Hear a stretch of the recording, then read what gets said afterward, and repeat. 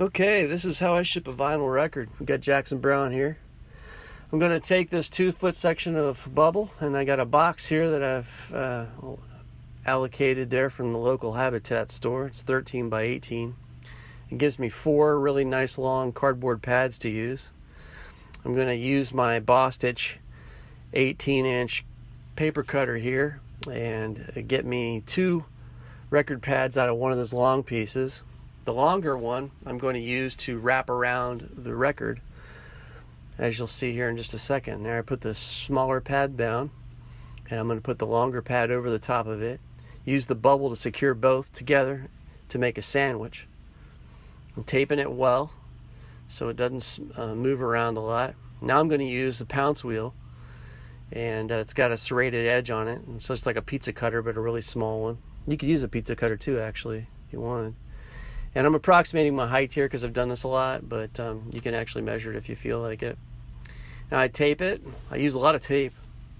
Tape's cheap.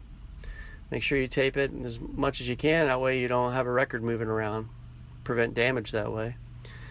So now I'm closely following that line on the other side, and now we've got the box. We got 2 nice box edges here. And now I'm going to grab another piece of the cardboard there. I'm going to use those box edges to approximate my cut on that long piece. I'm going to do the serrated edge cuts here for the inside of the box to make those clean square edges. I'm going to tape again, and you'll see in the background there I've got several tape dispensers. I have a 2-inch and a 3-inch tape dispenser.